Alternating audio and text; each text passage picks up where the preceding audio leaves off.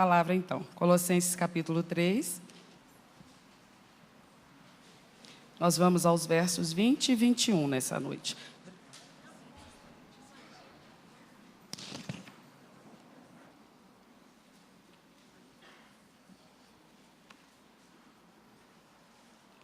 Colossenses 3, 20 e 21. Vós, filhos, obedecei em tudo a vossos pais, porque isto é agradável ao Senhor. Vós, pais, não irriteis a vossos filhos, para que não percam o ânimo. A passagem paralela a esta, que nós vamos estudar juntos então, é Efésios 6, de 1 a 4, e nós vamos ler agora.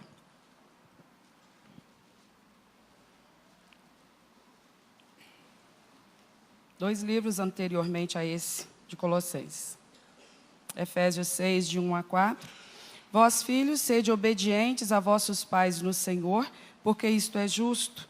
Honra teu pai e a tua mãe, que é o primeiro mandamento com promessa, para que te vá bem e vivas muito tempo sobre a terra.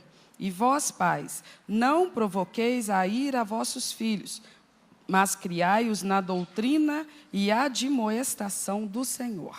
Amém? Vamos orar? Vamos pedir ao Espírito Santo que nos abra o entendimento para essa palavra. Nós vamos começar hoje esse tema e eu sei que vamos ficar umas 2, 3 ou 4 semanas nele e haverá de ser de grande proveito para todos nós. Então oremos. Pai Santo, em nome de Jesus, te pedimos que misericordiosamente o Senhor nos envolva neste lugar com a Tua presença mais uma vez, como sentimos desde o começo desse culto, enquanto adorávamos, enquanto cantávamos, enquanto entoávamos hinos ao Senhor. Nós sentimos o Senhor se mover no meio de nós e a Tua presença tocar nossa alma e alegrar nosso coração. E isso nos emociona porque nós sabemos que não somos dignos disso, mas o Senhor faz pela Sua misericórdia, nos deixa perceber a Tua presença no meio de nós. E mais do que isso, o Senhor conversa conosco através da pregação da palavra. E é o que nós te pedimos nesse momento. Vem falar conosco, vem falar ao nosso entendimento, falar ao nosso coração, nos dá compreensão, Deus, de coisas que nós não estamos conseguindo compreender. Dá-nos sabedoria, dá-nos vigor espiritual para colocarmos a Tua palavra em prática na nossa vida e na nossa casa. Em nome de Jesus, nos colocamos diante de Ti com toda humildade e te pedimos, fala conosco, Pai, para a glória do Senhor somente. Em nome de Jesus, amém. Pode se assentar, por favor. Então, nós estamos, a partir do versículo 18, do capítulo 3 de Colossenses, falando sobre a ética cristã para os relacionamentos familiares. Nós falamos, obviamente, daquele que é o padrão de conduta, de comportamento nos relacionamentos familiares, para aqueles que se denominam e se reconhecem como cristãos. É claro que essas são leis ou fundamentos que Deus estabeleceu para toda a humanidade. Mas quem não tem a Deus como seu Senhor, obviamente não tem a palavra como padrão para o seu comportamento. Então não consulta a palavra e por vezes até descrê dela, por vezes até combate os seus ensinamentos. Então quando Paulo escreve os seus ensinos sobre essa ética cristã para a família, é claro que ele está se dirigindo especificamente a uma comunidade cristã, uma comunidade que tem em alto conceito os ensinos de Cristo, por reconhecer Cristo como Senhor das suas vidas e, portanto, Senhor das suas famílias. Por que é importante entender essas prescrições éticas? Até para nos orientar na nossa maneira de orar. Porque o que eu posso pedir a Deus na minha oração? Eu posso pedir a Deus aquilo que eu já esteja me comprometendo e agindo de maneira a contribuir para aquilo que é o propósito dele e o ideal dele. Senão eu não tenho noção de com quem eu estou falando. Porque eu não posso ter um modelo de relacionamento familiar que esteja totalmente fora do padrão bíblico e orar para que Deus abençoe a minha vivência familiar. Porque eu estarei fazendo uma coisa fora da lógica. Eu estou pedindo a Deus que abençoe alguma coisa que Ele não decretou a bênção dele sobre aquele modelo. Então, o povo de Deus tem que agir com coerência. Até na oração a gente tem que ter coerência. Então, não tem como a gente esperar que Deus, Ele libere favores e graças e bênçãos específicas para nosso convívio familiar, se nós não fizermos aquilo que é a nossa parte a respeito disso. Porque em nenhum momento, em nenhuma porção da Bíblia, ele nos diz assim, olha, eu te entendo, o seu temperamento é complicado, você é mais ou menos da pá virada, e eu sei que você ainda assim quer ter uma vida familiar bem-sucedida, então tudo bem, eu vou te abençoar. Não é assim que funciona. Porque a vida familiar, ela é uma oficina. Ela é uma oficina onde nós somos treinados e treinamos outros. Nós somos treinados no convívio conjugal e nós treinamos outros, os filhos que nós geramos. Então, a responsabilidade, talvez, nós ainda não a compreendemos, tanto quanto deveríamos compreender. Por isso, nós ficamos esperando misericórdia, quando Deus está esperando de nós algumas atitudes que sejam coerentes com o ensino bíblico, com o padrão bíblico. No que diz respeito ao convívio familiar, não há o que negar. A vontade de Deus é que reine a paz e a união dentro de casa. E a gente falou durante várias semanas a respeito disso, no que se refere ao relacionamento conjugal, entre o marido e a esposa. Obviamente, não esgotamos o assunto, não poderíamos fazê-lo em tão pouco tempo, e nem que ficássemos o ano inteiro só nesse tema. Mas eu acho que deu para a gente aproveitar algumas coisas e entender algumas outras. Mas dentro de uma casa, dentro de uma família, onde esse casal já gerou seus filhos, não existe apenas o relacionamento conjugal ali. O relacionamento conjugal é o básico, é o que oferece sustentação para que então a família seja erigida de forma firme e segura. O relacionamento familiar foi primeiramente estudado por quê? Porque ele dá base para os outros relacionamentos que vão existir dentro dessa casa. Que outros relacionamentos vão existir dentro dessa casa? Aquele que a gente vai começar a ver hoje, que é relacionamento entre os pais e os filhos, mas também há outros. Há o relacionamento de irmão com irmão, há o relacionamento daqueles ali gerados e educados com os outros que fazem parte da família, mas que não moram na mesma casa, são aqueles do segundo patamar, os parentes, né? Então, existe essa necessidade desse convívio e desse relacionamento. Tudo faz parte da família, embora haja um nível diferenciado para aqueles que são da família que nós formamos a partir do momento que nos casamos.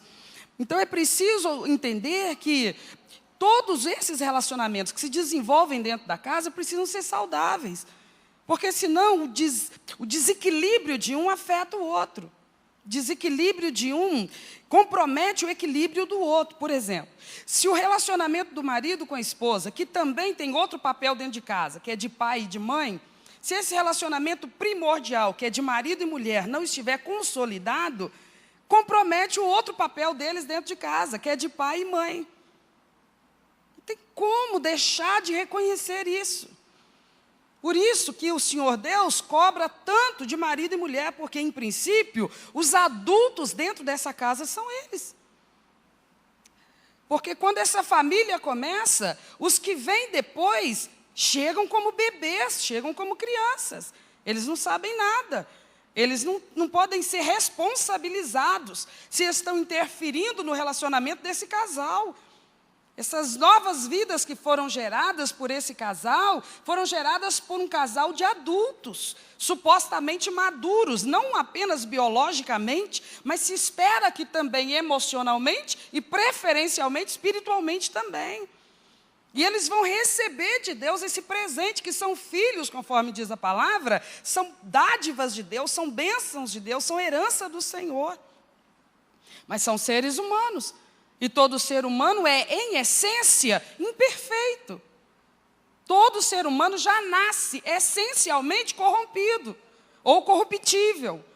Então, esses filhos que vão ser gerados e que vão ingressar nessa família, que até então era pequenininha, só composta de um casal, de 2 pessoas, e agora começa a crescer com a chegada dos filhos, aí isso força esse casal, que até agora, dentro dessa casa, só tinha o papel de marido e de esposa, agora ter mais um papel, no que diz respeito a relacionamentos. Tem o papel de pai e mãe. E isso a gente começou abordando esse tema, falando sobre esse contexto de lar e escola. E não imagine que isso é exagero, porque justamente é o que a Bíblia ensina. A Bíblia ensina que os primeiros e principais mestres do ser humano na sociedade são seus pais. Por quê? Porque todo ser humano chega a essa humanidade, a essa sociedade, como um bebê, não sabendo absolutamente nada. E eles estão debaixo da responsabilidade de quem? Normalmente, salvo exceções, dos pais que os geraram, que os amam profundamente e que sabem dos seus compromissos com a subsistência desses filhos. E fazem de um tudo para cumprir as suas obrigações. Mas não são só essas as obrigações desses progenitores. Existe uma outra funcionalidade no papel paterno e materno que é muito mais importante ainda do que a subsistência desses filhos. Eles foram confiados a esse casal. Deus confiou essas vidas humanas a esse casal, para que esse casal fosse exímios mestres na vida desses novos seres humanos, para ensinar a eles o quê? Muitas coisas. As coisas principais, as coisas primordiais, mas não há bom aprendizado onde não há bom relacionamento. Os pais que estão aqui e os filhos também vão entender do que eu estou falando. Vamos dizer que o menino ou a menina estão numa escola, fazendo um curso. E lá eles se desenvolvem bem em quase todas as matérias. Há uma, no entanto, na qual eles ficam agarrados, eles têm dificuldade de absorver o entendimento. Se você for pesquisar a fundo, você vai ver que há alguma animosidade entre esse aluno e aquele professor. Quando existe esse princípio de antipatia entre o aluno e o professor, isso facilita ou dificulta o aprendizado? O relacionamento precede aquilo que vai fluir ou frutificar do papel dos dois seres, dos dois indivíduos. O relacionamento é a estrutura. Então, quando nós vemos o texto da palavra do Senhor, por exemplo, lá em Mateus capítulo 12, versículo 25, você já sabe o que está escrito lá. Jesus diz assim: um reino dividido contra si mesmo não prevalece. Da mesma forma, uma casa dividida contra si mesmo não subsiste. Quer dizer, se há desunião, discórdia, desavença, não anda para frente, não progride. Não existe uma harmonia de pensamento e, portanto, de comportamento. Existe, sim, uma atitude de autocombate, uma atitude de uma vivência tumultuada, de ataques, aonde muitas vezes os pais vão desejar ensinar alguma coisa que os filhos já cresceram e têm o seu processo de consciência maduro o suficiente para, dentro da lógica, reconhecer que o que os pais estão falando é certo. Mas o antagonismo entre eles, a encrenca entre eles, sabe, o problema de relacionamento entre eles, faz com que esse menino e essa menina, ainda que lá no fundo da sua consciência, reconheça que aquele ensinamento está correto, ele está enfesado com seu pai, com a sua mãe, o clima não está bom, a harmonia está prejudicada. Então, ainda que ele concorde, no seu natural, no seu racional equilibrado, ele concorde que aquilo é o certo, ele não prima por aquele caminho. Uma forma de vingança. O ser humano, infelizmente, é assim. Uma forma de se vingar, uma forma de demonstrar sua rebeldia. Muitas vezes, só anos depois, décadas depois, é que esse filho já adulto, já maduro, vai olhar para trás e avaliar a si mesmo, medir a si mesmo e vergonhosamente admitir que foi um tolo. Porque foi uma pessoa emocionalmente descontrolada. E isso é o que mais detona com as famílias nos nossos dias. O desequilíbrio emocional dos integrantes dessa família.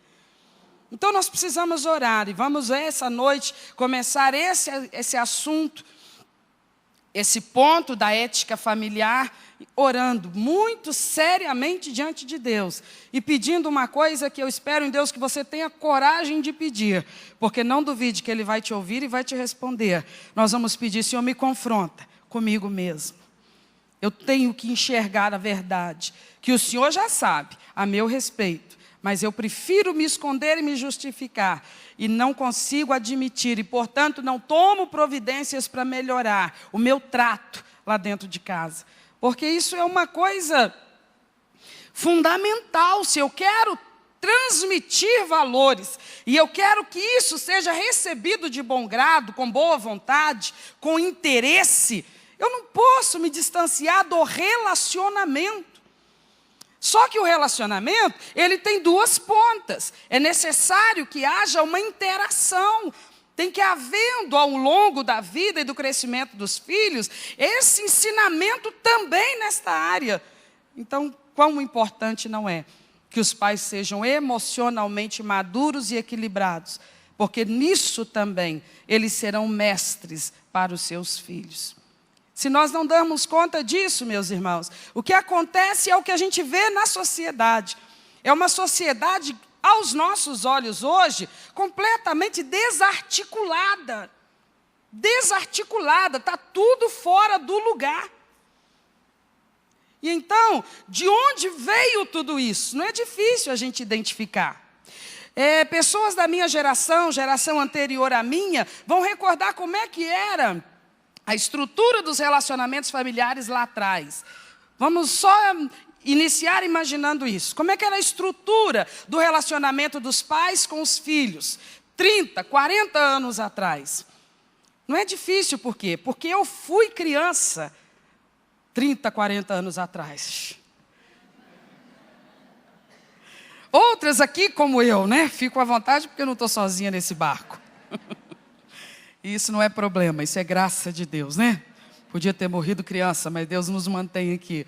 Então, se a gente lembrar de nós, não vamos longe não, nós os que já passamos dos 40, dos 45, se a gente pensar na nossa criação, no nosso comportamento dentro de casa, quando nós éramos crianças, e o comportamento dos nossos pais dentro de casa, eu pergunto para as pessoas da minha geração ou geração anterior à minha, naquele modelo, nós tumultuávamos a vida familiar? Nós, os filhos, nós fomos a razão de muitos distúrbios dentro da nossa casa naqueles tempos? Por que não? Nós éramos filhos nota 10? Nós éramos perfeitos e os nossos filhos são menos aperfeiçoados do que nós? O crédito era nosso? O crédito era de quem?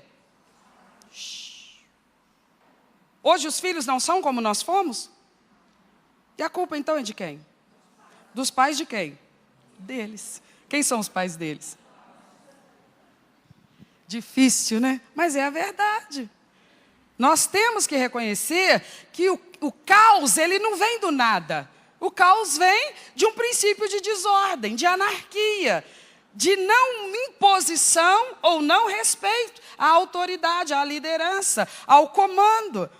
Então isso, em um primeiro momento, pode parecer liberdade de expressão, liberdade de comportamento e evolução da espécie. Isso parece maravilhoso, mas olha o que essa evolução toda fez com a sociedade.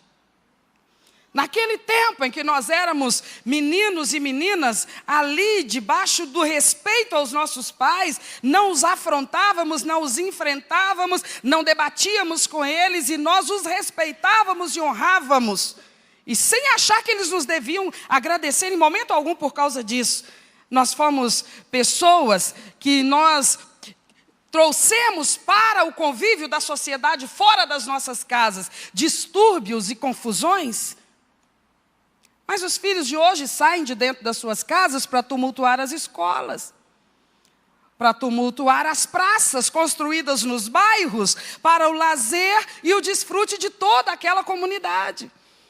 Os filhos saem de dentro das suas casas para pichar os imóveis de pessoas particulares ou os bens públicos.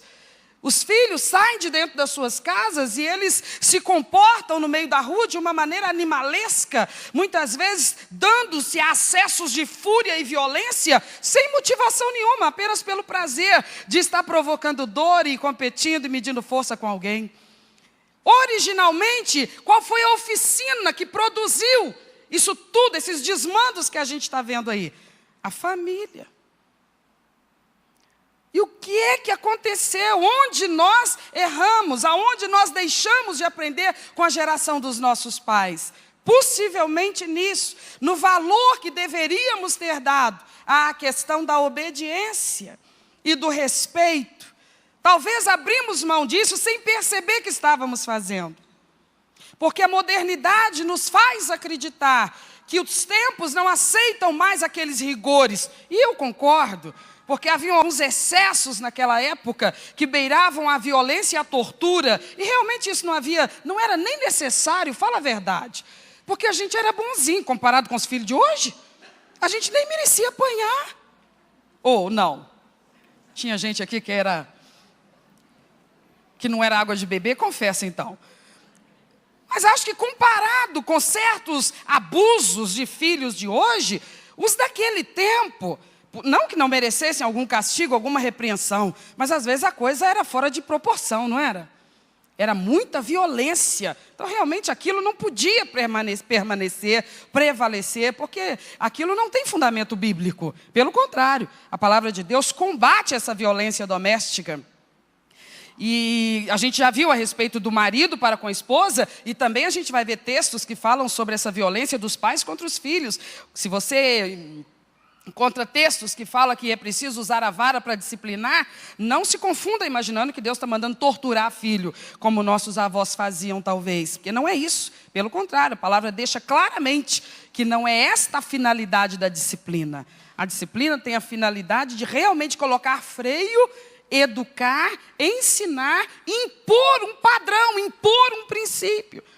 Porque não é natural da espécie se submeter. Isso não está no nosso sangue, não está na nossa índole, não é natural de nenhum ser humano se submeter. Se isso não for imposto a nós, de bom grado, de boa vontade, naturalmente a gente não vai fazer. Se fosse, a gente veria isso acontecer lá no Éden. Quem estava lá no Éden? Seres humanos, os primeiros. Matéria-prima limpinha. Então eles estavam lá, eles receberam de Deus uma ordem. O que se esperava que eles fizessem? Que obedecessem. E conseguiram por um tempo, até que a vontade deles foi colocada em xeque, foi despertada. E diante da vontade deles e uma ordem de Deus, eles tiveram que fazer uma escolha. E o que eles preferiram? Então esse é o grande dilema da espécie humana, a sua própria vontade. Não é à toa que quando Jesus falou assim, quem quiser me seguir, tem que primeiro fazer o quê? Renunciar a si mesmo. O que significa isso?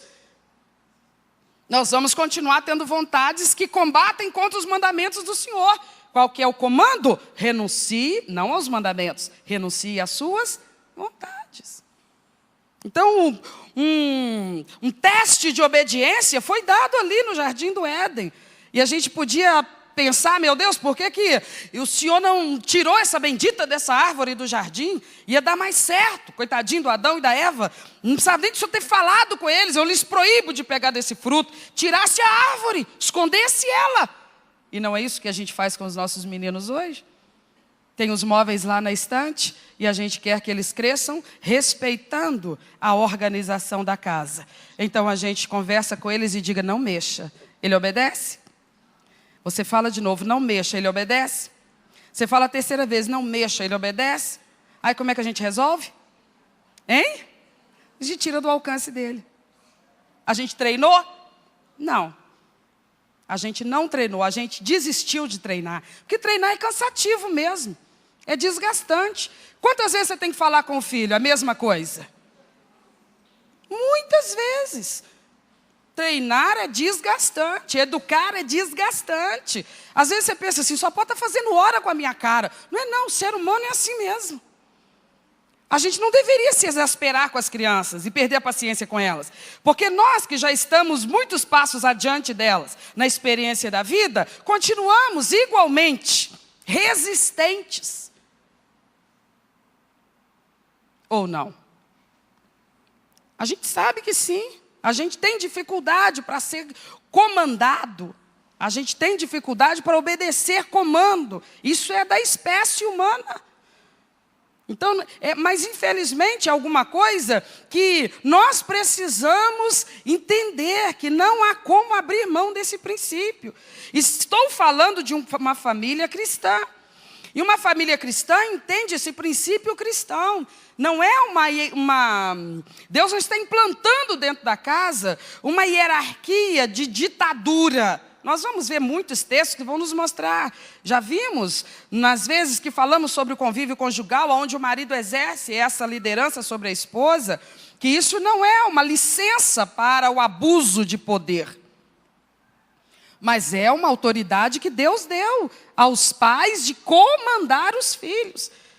Só tem um detalhe. Quando o Senhor Deus, através de Paulo, aqui aos Colossenses e aos Efésios, dá uma ordem aos filhos, primeiramente, que ordem está sendo dada aos filhos?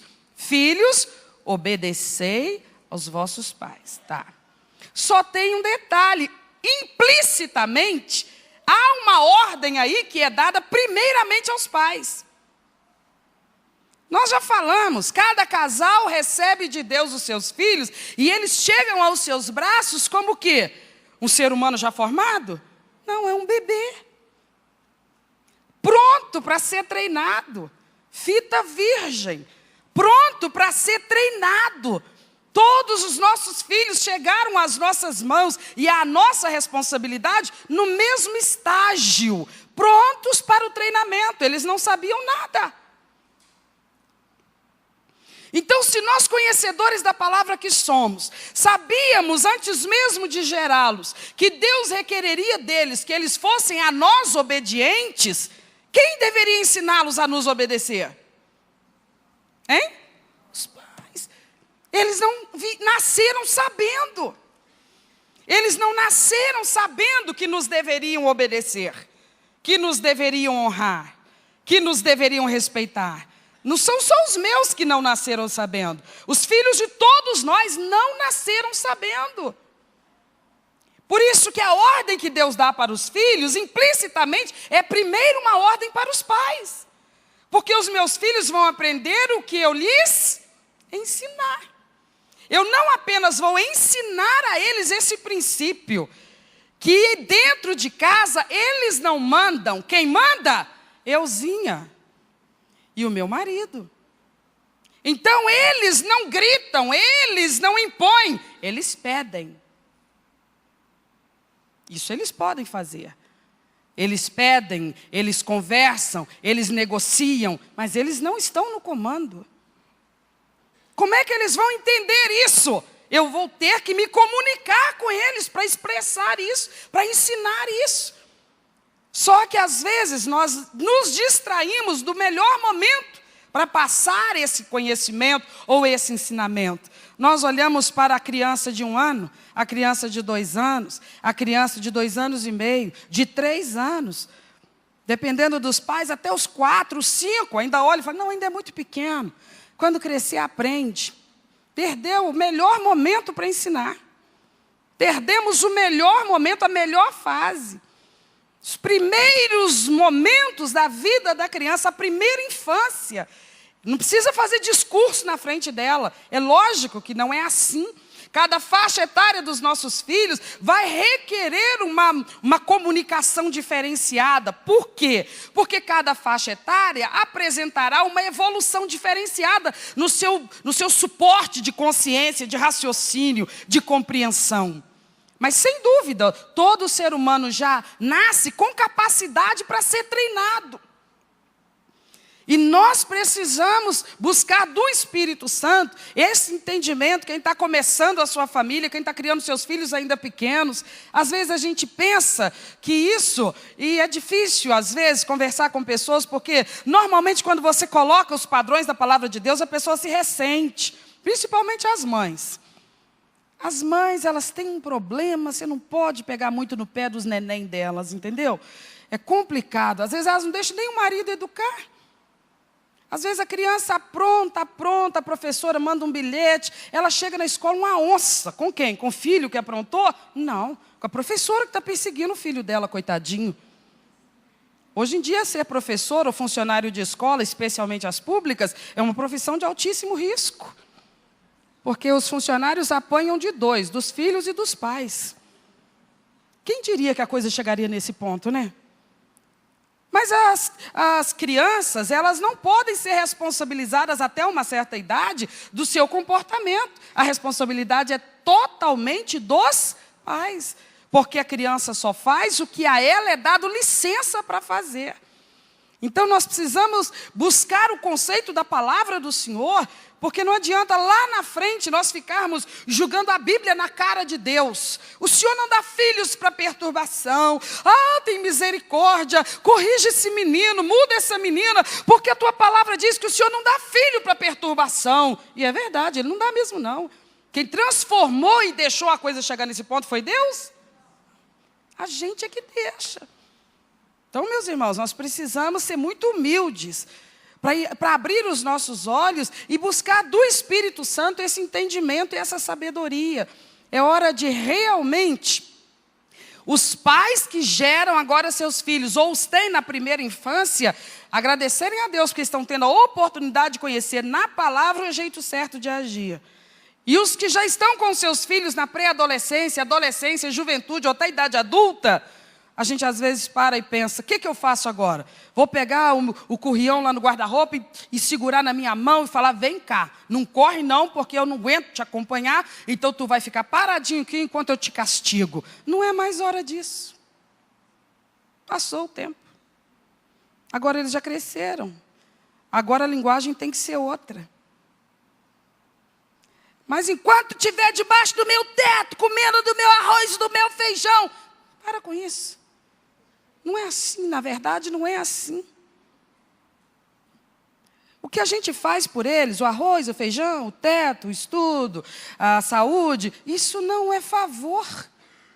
Nós não estamos fazendo favor para os nossos filhos. Eles não nos devem nada por conta dessas coisas. Isso é nosso dever. É direito deles e dever nosso. Nós não deveríamos jamais humilhar nossos filhos com as contas e o custo que eles têm para nós. Nunca. Isso não é honesto, isso não é justo. Nossos filhos vão crescendo e eles são responsabilidade nossa. Nós temos que prover para eles. Nós vamos prover para eles o alimento, o teto, a roupa para vestir, o estudo, até que eles possam crescer e adultos andar com as próprias pernas nesse sentido. Eles vão ter então a sua profissão, o seu ganho, e aí eles vão começar a ter alguma condição de cuidar de si mesmos nessas questões financeiras. Mas o que nós gastamos financeiramente com os nossos filhos não é favor. Então não é em função disso que eles nos devem obediência e respeito. Eles nos devem obediência e respeito por conta da posição que nós temos na vida deles. Nós somos seus progenitores. Eles nasceram de nós. Eles por nós foram cuidados e ensinados a viver nessa vida. A hierarquia familiar, conforme o modelo bíblico, requer que os filhos obedeçam e honrem seus pais. Mas isso é uma coisa que eles só vão colocar em prática se nós, desde a primeira infância deles, os ensinarmos. Se chegamos à compreensão desses ensinos, depois que esses filhos já cresceram, vamos ser humildes e admitir onde nós erramos. Erramos muito, mesmo se criamos nossos filhos já conhecendo a palavra, nós erramos. Imagina se os criamos sem antes termos nos convertido e conhecer a palavra. Nós erramos muito. E aí a misericórdia e a graça de Deus nos orientem, a sabedoria do Senhor nos ajude, para que nós sejamos, dali para frente, bons conselheiros na vida deles. Porque o tempo das disciplinas passou. Onde era possível ainda manusear o caráter deles, impondo, esse tempo passou, a gente deixou passar. Talvez eles chegam agora numa idade em que agora a gente pensa, não, mas eu não vou aguentar, isso é um desaforo. É muita afronta, esse menino, essa menina, esse mocinho, essa mocinha me falar desse jeito. É afronta, pois é, mas a gente concordou com isso. Se a coisa chega na idade da adolescência desse jeito, é porque a gente permitiu. A gente se omitiu. Por que a gente começou falando tão exaustivamente sobre o relacionamento conjugal? Porque às vezes o foco está tanto nessas intrigas conjugais que a gente se distrai dos filhos. Os casais de hoje, infelizmente, vivem esse fenômeno. O relacionamento conjugal é tão desgastante, ele suga tanto, ele é tão central na vivência daquela família, que às vezes os pais eles ficam omissos em relação ao crescimento dos seus filhos e a necessidade de ir mudando a abordagem para com eles. Há muitas coisas a respeito das quais o Espírito de Deus precisa nos alertar. Que sejamos humildes para receber o alerta do Senhor. Mas ainda preciso dizer que muitas vezes você vai encontrar casais que fizeram tanto quanto possível, tudo do jeito certo. Ainda assim, quando seus filhos crescem, agem de maneira rebelde e incorreta. E às vezes a gente ouve pessoas vendo alguém agir de maneira incorreta e um comenta com o outro assim, nossa, eu não sei como é que o pai desse menino deixa. Mas quem falou que o pai deixa? Às vezes nós vemos um adolescente ou um jovem fazendo alguma coisa escandalosa e a gente critica imediatamente quem? O pai e a mãe. A gente fala, nossa, a mãe dele permite isso? Nos dias de hoje você sabe. Muitas vezes tem dentro de casa um pai e uma mãe que deram bons ensinos, deram bons exemplos. E esse filho teve todo esse amparo e essa orientação dentro da sua casa. Ainda assim, cresceu e decidiu seguir pelo seu próprio nariz e preferiu uma liderança de companhias da mesma idade do que a liderança dos seus pais. E foi arrastado por caminhos que não foram seus pais que ensinaram. Não foram seus pais que liberaram. É porque nós vivemos hoje, depois que essa liderança paterna foi desvalorizada ao longo das gerações, ficou agora uma liderança que pertence à mesma geração. Quem lidera o jovem hoje? Outro jovem. Quem lidera o adolescente hoje? Outro adolescente. Quem é que forma opinião na cabeça de um jovem hoje? Outro jovem, da idade dele. Quem é o maior influenciador do pensamento de um adolescente hoje? Outro adolescente da mesma idade dele, que tem a mesma bagagem que ele, senão menos. Tem o quê para ensiná-lo? Mas está executando a função de liderança na vida desse jovem, na vida desse adolescente. Porque ele não tem um pai, ele não tem uma mãe? Tem. Esse pai e essa mãe se omitem, não se fazem presente? Não, muitas vezes está ali. Mas esse jovem, esse adolescente hoje, prefere substituir a liderança dos seus pais pela liderança de colegas. É uma escolha que talvez eles só vão ter noção da tolice que eles fizeram daqui a 20 anos, 30 anos. Eles vão olhar para o seu próprio histórico e eles vão dizer, estava indo tudo muito bem, enquanto eu ouvia meu pai, enquanto eu ouvia minha mãe. Eu consigo olhar para trás agora e identificar o ponto exato em que eu mudei o curso da minha vida. Foi quando eu parei de ir pelo comando de pai, comando de mãe, e passei a andar pelo comando de colegas. Porque nós estamos sempre debaixo de alguma influência.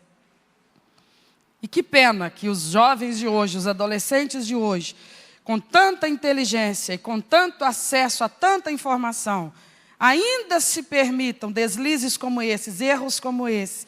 E é um comportamento repetitivo. A nossa humanidade hoje está assim. As gerações que hoje possuem ou têm acesso a tanto mais informação do que os seus pais tiveram lá atrás, então deveriam estar fazendo escolhas ainda melhores do que as que seus pais fizeram. Estão metendo os pés pelas mãos. Estão fazendo tudo errado. Se você fizer uma pesquisa no sistema carcerário brasileiro, por exemplo. Só isto, não vamos longe não. Fizéssemos uma pesquisa no sistema carcerário do Brasil hoje, nós levantássemos a ficha dos detentos e procurássemos saber qual é a faixa etária predominante para esse desvio de conduta, para o início nesse desvio de conduta. Qual que é a faixa etária predominante na população carcerária brasileira, aonde esses cidadãos brasileiros começaram a ir pelo caminho da delinquência, da criminalidade? Nós ficaríamos surpresos de ver. Não foi depois dos 30, não foi depois dos 40. Eles podem ter sido pegos nessa idade, mas não começaram nessa idade. Eles começaram na pré-adolescência, na adolescência ou no começo da juventude. É a faixa etária mais perigosa do ser humano. Ela distrai, ela é tão fantasiosa, ela parece ser tão vivaz. E, na verdade, ela é tão ilusória. É só uma das fases da vida. Ela não é permanente. Ela não é permanente. Basta esse menino, essa menina de hoje, olhar para o rostinho da mãe e do pai que tem dentro de casa. Eles também já tiveram um semblante juvenil. Passou para eles. Vai passar para os de hoje também. E quando essa fase encantadora passar, que saldo vai deixar? Depende.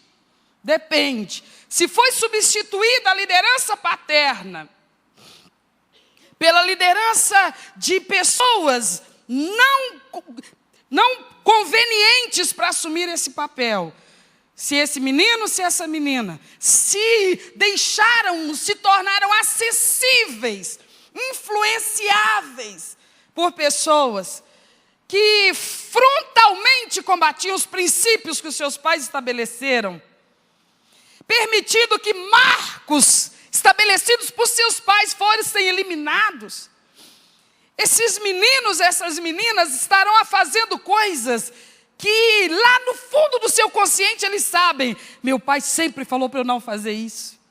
Minha mãe sempre me ensinou para nunca me envolver com isso. Vai lá e conversa com a população carcerária. Qualquer delito que eles tenham cometido e pelo qual estão ali, vamos perguntar para eles: foi teu pai, foi tua mãe que te ensinou isso? A grande maioria, talvez hajam algumas exceções, mas a grande maioria dirá para nós exatamente o contrário. Não. Talvez alguns dirão assim: pai, eu não tive. É um dos outros grandes dramas das circunstâncias hoje. Alguns, talvez a maioria deles dirão assim: pai, eu não tive. Aí eu direi para ele: como não? Todo mundo tem pai. Se você não tivesse pai, você não desistia. Sua mãe não te gerou sozinha. Então, pai você teve. Como é que é essa história? Não, ele foi muito homem para engravidar minha mãe, mas depois ele sumiu. Ou então, ele engravidou minha mãe, mas ele sofreu um acidente e morreu precocemente. Ele engravidou minha mãe, mas acontece que depois ele conheceu uma Cinderela irresistível. Sabe como é que é esse negócio, né? Cinderela é um problema. Aí ela aparece, ela encanta o cara, ela joga um encantamento.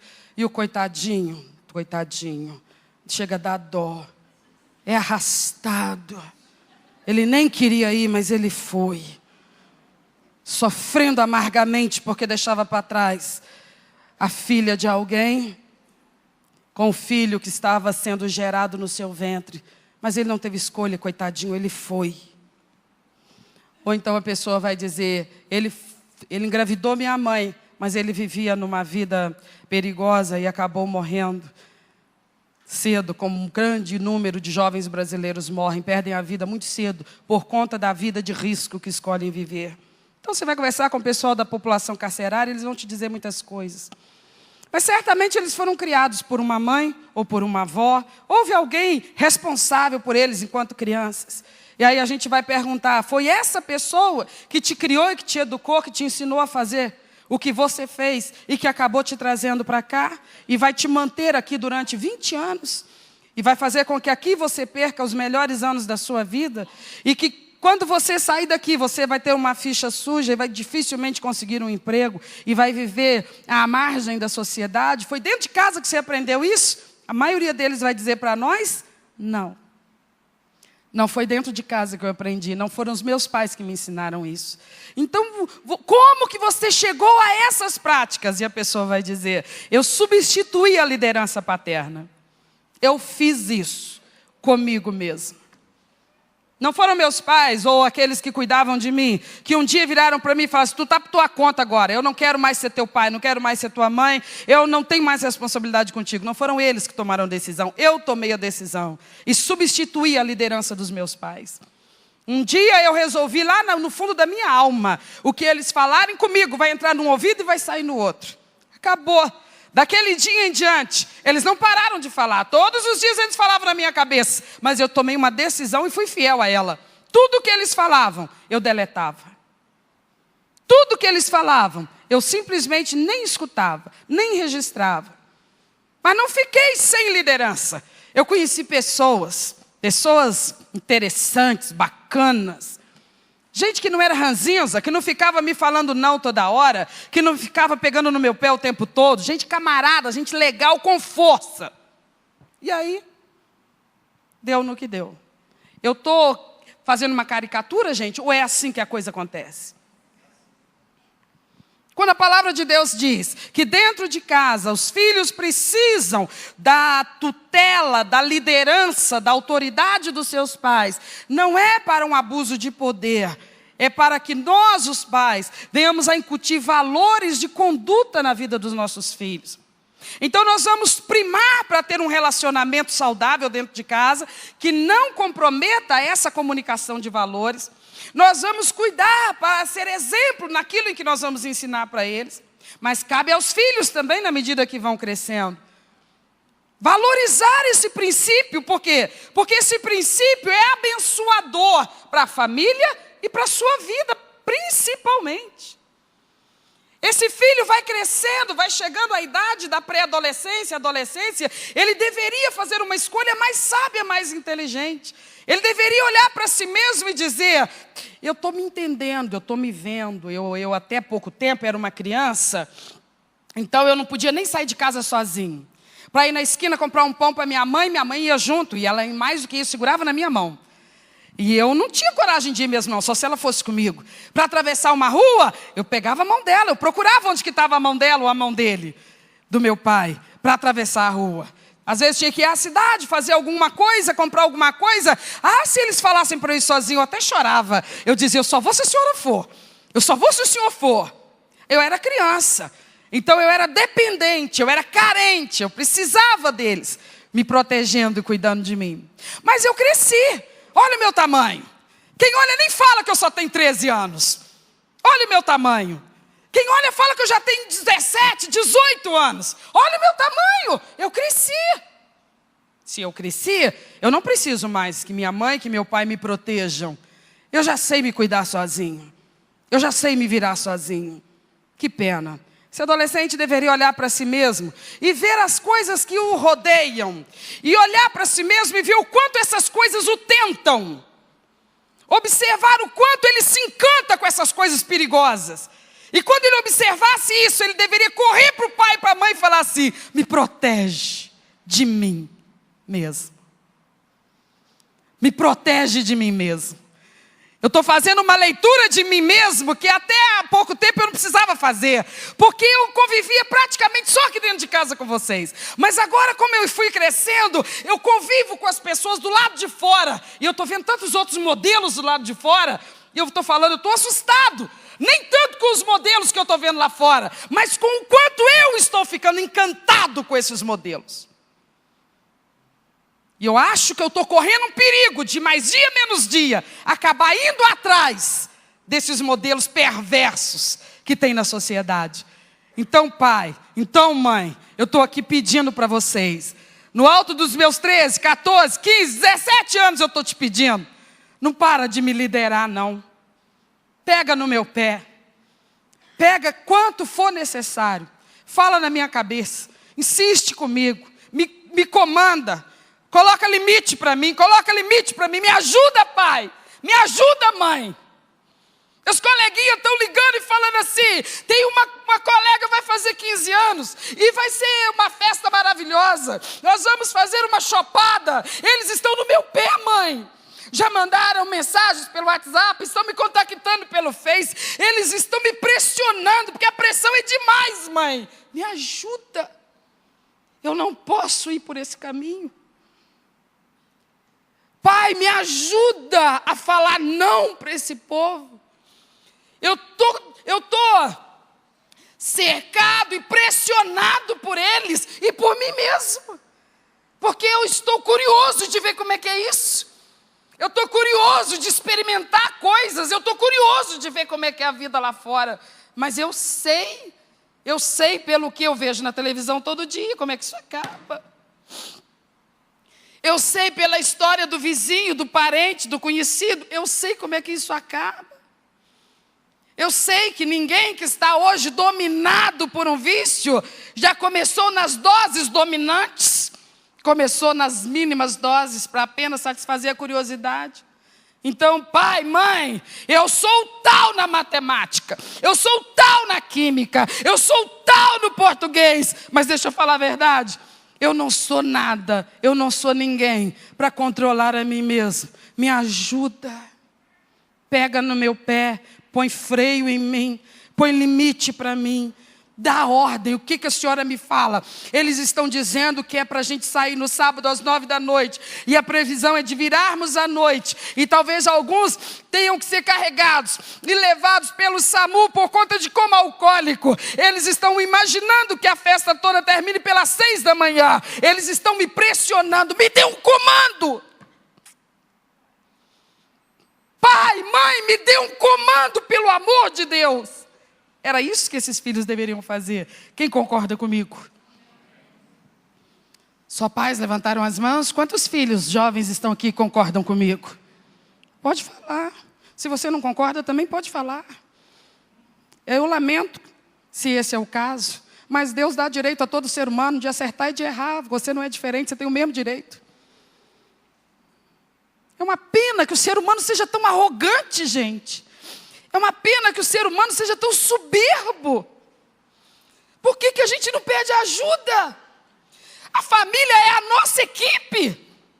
Nós somos dentro de casa uns pelos outros. Somos ou não somos? Se o marido sofre uma tentação no trabalho, ele deve esconder isso da esposa? Ou ele deve contar para sua esposa e dizer, me ajuda, ora por mim, me dê conselhos, fica mais perto de mim, fica mais próxima de mim, vamos nos desentender menos, o menos possível, fica junto comigo, o diabo está armando um laço, me ajuda. Isso não deveria acontecer? Se a mulher começa a se sentir desanimada, revoltada com alguma coisa no seu casamento, ela não deveria conversar com o seu marido, é o seu companheiro, é o seu amigo. Ela deveria dizer, eu não quero que isso acabe, você faz parte da minha vida, nós temos uma família, me ajuda, vamos restaurar o que está se apagando. E os filhos deveriam confiar nos seus pais.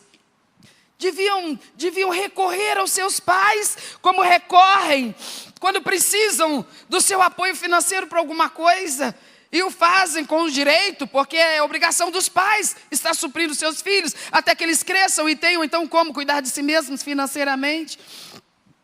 Então a mesma liberdade com que os filhos pedem coisas, peça conselhos. Peça conselhos aos seus pais, não esconda coisas deles. Não substitua a liderança paterna. Não abra mão dela. Não queira saber quantas pessoas estão hoje lamentando não terem tido uma mãe para pegar no seu pé. Não terem tido um pai que impusesse um padrão para o seu comportamento. Ou que tiveram, mas não o respeitaram, não se submeteram. A juventude passa. Todas as faixas etárias passam. No final das contas, todos nós aspiramos qual delas? A maravilhosa terceira idade, não é? Não é para lá que a gente quer ir? Tudo é delicioso, tudo é maravilhoso. Ser criança é uma delícia, mas eu não quero terminar minha vida na infância. Eu quero chegar aonde? A pré-adolescência é maravilhosa, encantadora, mas eu não quero que a minha vida acabe aqui. A juventude, a juventude. Mas ninguém quer que a sua existência acabe nela. Qual que é o nosso sonho de conquista? A maravilhosa terceira idade. A bendita, a abençoada longevidade. Mas Paulo, escrevendo aos Efésios, diz: filhos, obedece teu pai e tua mãe, porque assim tu consegue se proteger e você consegue prolongar os seus anos de vida na face da terra. Porque os ensinamentos e os conselhos dos seus pais te protegerão de perigos que podem encurtar a tua vida. Podem fazer com que a tua vida seja menor ou seja menos satisfatória. Quando nós paramos para estudar a palavra do Senhor, nós vemos os princípios desta palavra. E nós entendemos que o Senhor Deus, Ele coloca sobre a nossa responsabilidade coisas pesadas e importantes, mas nós damos conta, porque Deus nos capacita para isso. Então nós temos os nossos filhos e os recebemos como bebês e precisamos ensinar muitas coisas, mas às vezes nos focamos apenas em algumas delas e ultimamente parece que nem nestas nos focamos muito mais. Por exemplo, questões de boas maneiras. É nossa responsabilidade de ensinar para os nossos filhos? Se é nossa responsabilidade ensinar para eles, automaticamente é responsabilidade deles obedecer o que nós estamos ensinando. Então é uma dinâmica de mão dupla o que Deus está colocando aqui. Então ele requer dos pais que eles tenham essa postura de ensino, de impor princípios e valores, mas na outra ponta ele requer que esses filhos, eles sejam receptivos. Olha, é uma coisa impressionante. Por favor, olhe para mim, nós já vamos encerrar. Nós estamos fazendo apenas uma introdução nesse assunto. Semana que vem nos aprofundaremos um pouco mais. Mas para a gente ter uma noção de como a resistência dos filhos hoje em dia é notória, diferentemente da geração anterior e das anteriores, nem nas questões relacionadas, muitas vezes, ao próprio asseio físico, os filhos querem obedecer os pais. Aos cuidados com as suas próprias coisas.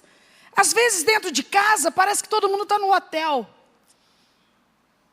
Os filhos crescem tendo tudo na mão, mas tem que ser. Eles nasceram tendo tudo na mão porque eles só sabiam chorar e sujar a fralda.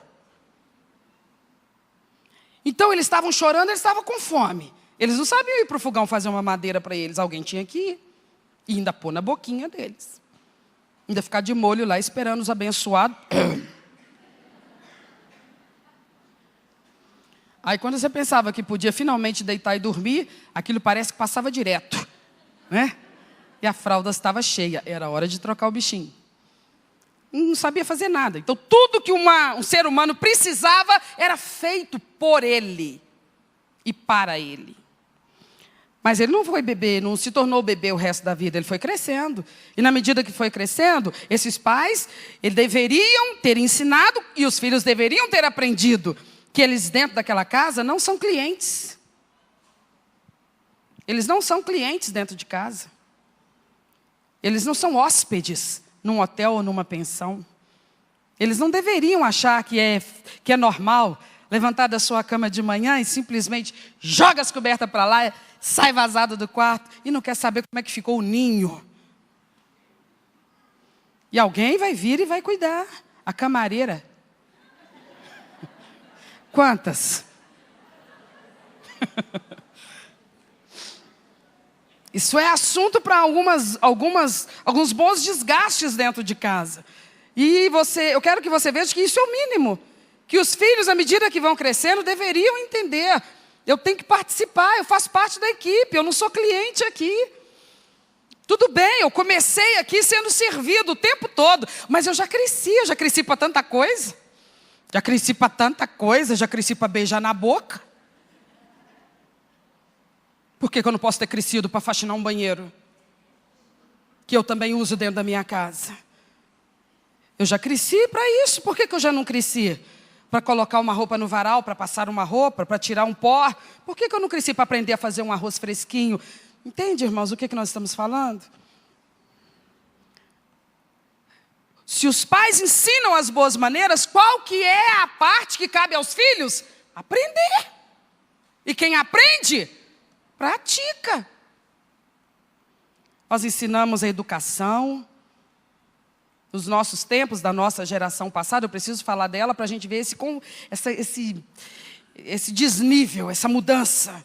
A gente jamais zombaria de uma pessoa no meio da rua. Jamais. A gente jamais zombaria porque ela estivesse bêbada, andando em zigue-zague no meio da rua. A gente não zombaria dela. A gente jamais zombaria de uma pessoa pela cor da sua pele. A gente jamais desrespeitaria um idoso. É verdade ou não era? As pessoas, deixa eu contar, os jovens vão rir de nós, mas deixa para lá. Nós sobreviveremos. Às vezes chegavam parentes na nossa casa, a gente tinha que tomar bênção para todo mundo.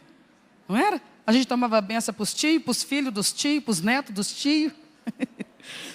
Assim, por via das dúvidas, vamos tomando a bênção. Era assim ou não era?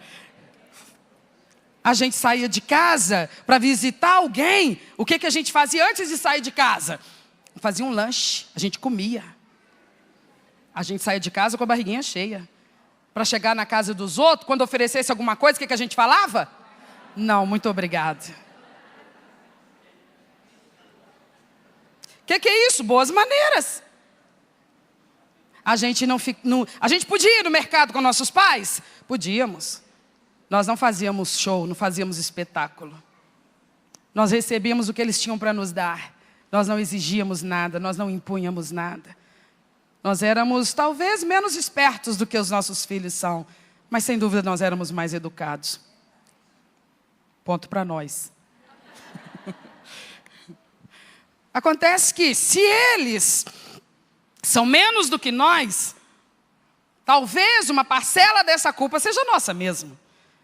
Porque não fomos muito excelentes em ensinar. E talvez uma parcela da culpa seja deles. Porque talvez não seja falta de ensinar.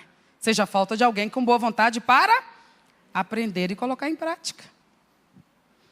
Mas existem outras coisas que nós precisamos ensinar aos nossos filhos. É sobre elas que nós vamos falar na próxima semana. Tá bom? Nós vamos focar nos valores essenciais. E então eu quero que a gente venha, pais e filhos, mas entendendo que a administração seguirá sempre essa dinâmica. Se tem uma parte que comunica o ensino, tem a outra que recebe e coloca em prática. Então não imagine que Deus responsabiliza um só. Deus está pronto para nos ajudar, mas nós temos que nos comprometer com a nossa equipe. A nossa família é maravilhosa, amém, irmãos? A nossa família é maravilhosa. Que o pastor Roberto falou que esse será o ano da família. Não apenas para a gente ficar orando e pedindo bênçãos, mas o ano de realmente nós aprendemos o valor da nossa família. A família do outro é uma bênção para ele. Para mim, a família que é uma bênção é a minha. Ah, mas a minha tem muitos problemas. A do outro também tem. Se você fosse morar lá, você ia conhecer os de lá. Você conhece os daqui porque você mora aqui. Mas toda família tem problemas. Mas nós temos que ser, dentro de casa, agentes de solução de problemas. E não para intensificar esses problemas. Eu creio em Deus que o Espírito do Senhor vai nos dar muita sabedoria esse ano, para nós agirmos de maneira construtiva dentro das nossas casas. E isso vai fechar brechas. E o adversário, que tem dado gargalhadas na cara de muitas famílias aqui, vai fugir, horrorizado, de ver que as estratégias que até agora funcionaram não vão funcionar mais. Porque a palavra de Deus está sendo reverenciada dentro das nossas casas. Amém? Vamos orar?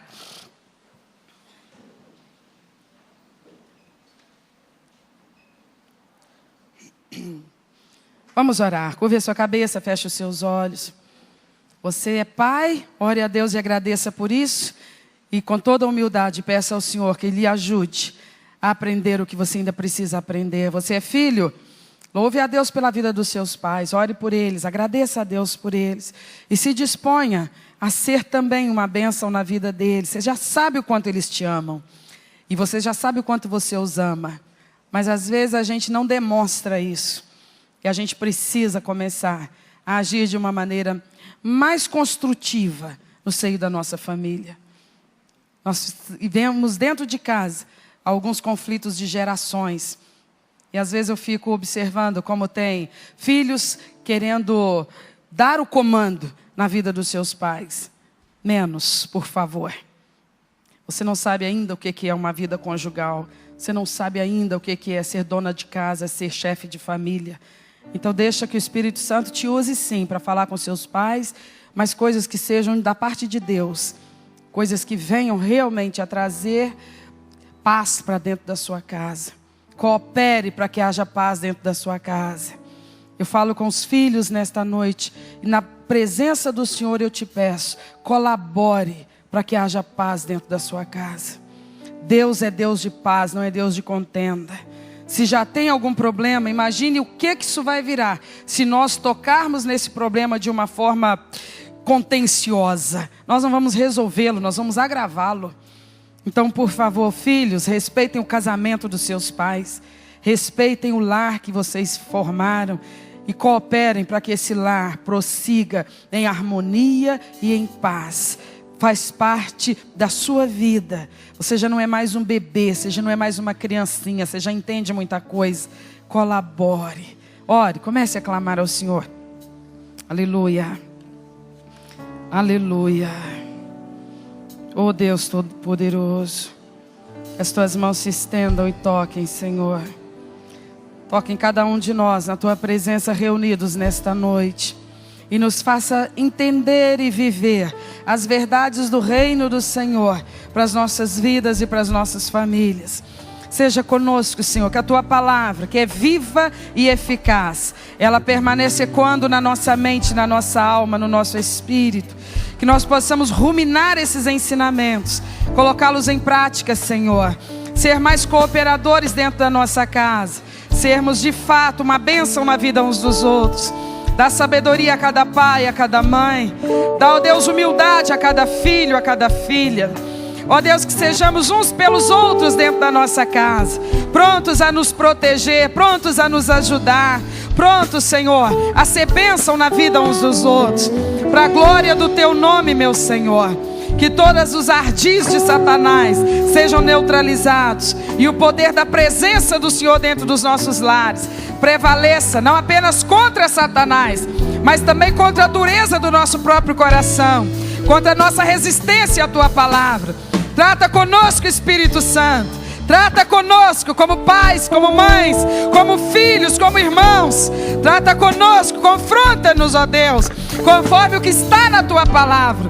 Aquilo em que nós não estamos adequados, que nós sejamos moldados por ti mesmo, para que na tua presença, Senhor, vivamos a comunhão familiar, que é o que o Senhor deseja, que é o que o Senhor planeja, que é a sua vontade. Ó doce Espírito de Deus, nós precisamos da tua ajuda, que a tua boa mão trabalhe em nós.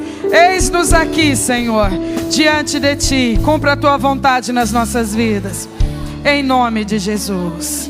Glória a Deus. Recebendo o pastor Roberto, vamos aplaudir o Senhor, glorificando ao nosso Deus, em nome de Jesus.